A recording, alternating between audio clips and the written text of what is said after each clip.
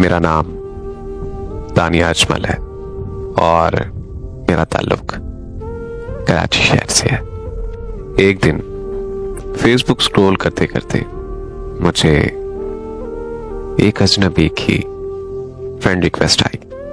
मैंने 2-3 दिन के बाद उसकी फ्रेंड रिक्वेस्ट एक्सेप्ट कर ली। तो उसका मुझे मैसेज आया, लेकिन मैंने इग्नोर कर दिया।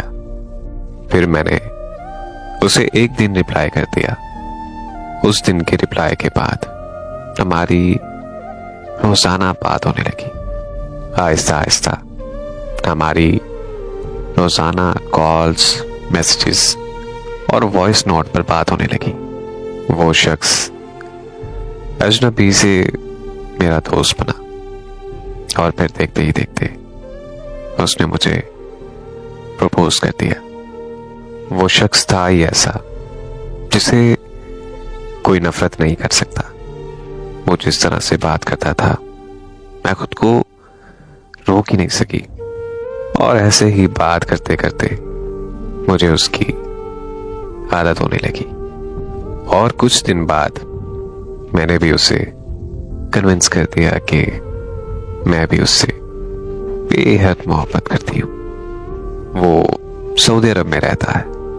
रिलेशनशिप में आने के बाद हमारी बात बहुत कम होने लगी। कभी एग्जाम, कभी कोई मसला, कभी कोई काम, हमेशा हमारे दरमियान आता रहता।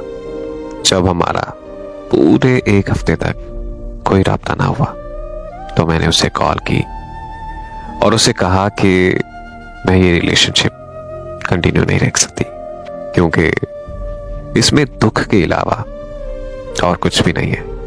उसका मुझे फौरन जवाब आया कि नहीं, ऐसा मत करो, मेरी बात को समझो, मैं अभी बहुत मसरूफ हूं। मैं जैसे ही फ्री हुआ तो तुम्हें टाइम दूंगा।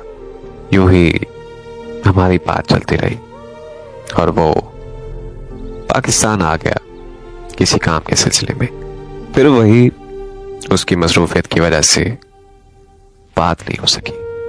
फिर 20 दिन बाद मैंने इंस्टाग्राम पर उसकी स्टोरी देखी कि वो सऊदी अरब वापस जा रहा है। तो मैं हैरान रह गई कि ऐसा कैसे हो सकता है।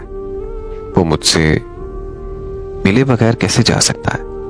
उसने तो मुझसे मिलकर जाना था। उस दिन के बाद मैं बहुत रोई। उसे मैसेजेस करती रही, कॉल करती रही, लेकिन उसने मेरी बात का जवाब नहीं दिया। एक दिन उसने मुझे कॉल करके कहा कि वो किसी काम के सिलसिले में अर्जेंटली वापस गया है। उसके बाबा उसकी कजन से उसकी शादी करवाने वाले थे। मैंने उसे कहा कि अगर तुम उनकी बात मान के उससे शादी कर लेते तो मेरा क्या बनता। उसने कहा, नहीं, ऐसा कभी नहीं होगा। मैं सिर्फ तुम्हारा ही हूं और तुम्हारा ही रहूंगा। बस मुझे थोड़ा सा टाइम दे दो। उसके बाद मैं उसको मुसलसल मैसेजेस करती रही, लेकिन उसका कोई जवाब नहीं आया। फिर एक दिन मैंने अचानक से उसे इंस्टाग्राम पर ऑनलाइन देखा। तो मैंने ये देखते ही उसका स्क्रीनशॉट लेकर उसे सेंड कर दिया और उसे ये कहा कि तुम्हारे पास इंस्टाग्राम चलाने का टाइम है, लेकिन मुझसे बात करने का नहीं।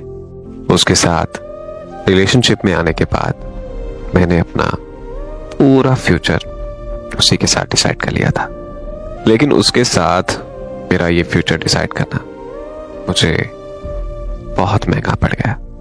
वो जब पाकिस्तान में होता था तो हमारी नंबर पे कॉल हो जाती थी। मैं उसकी कॉल अक्सर रिकॉर्ड कर लेती थी और जब कभी मेरी उससे बात नहीं होती थी तो मैं उसकी वही पुरानी कॉल रिकॉर्डिंग सुन लेती थी।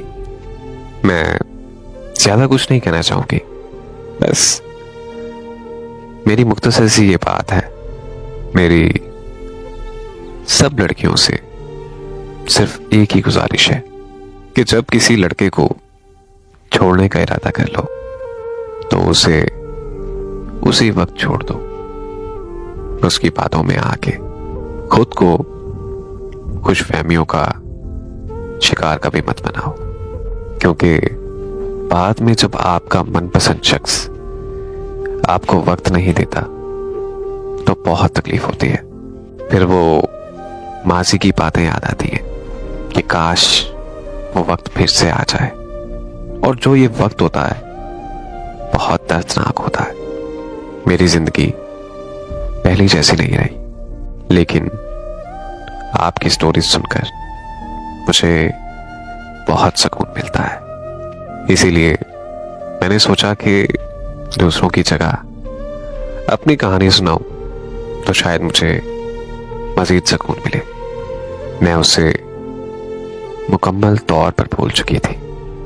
हमारा पूरे 10 महीनों तक कोई राब्ता नहीं हुआ। पूरे 10 महीनों के बाद मेरा उससे फिर से राब्ता हुआ। मैंने उससे बात की तो वो मुझसे बात करता रहा। ऐसे ही हमारी पूरे 2-3 दिन तक बात चलती रही। उसके बाद मुझे उसने फेसबुक और इंस्टाग्राम से ब्लॉक कर दिया। मेरे जख्म कुछ हद तक भरने लगे थे और मैं अपनी जिंदगी में वापस आने लगी थी, लेकिन दोबारा से मुझे एक और काम मिल गया। मैंने जब उससे वजह पूछी कि उसने मुझे ब्लॉक क्यों किया है, तो आगे से जवाब आया कि उसकी बीवी ने तुम्हें ब्लॉक कर दिया है। फिर मुझे बची कुछ उम्मीद भी उससे खत्म हो गई और उस दिन के बाद मैंने अपनी मोहब्बत को अलविदा कर दिया।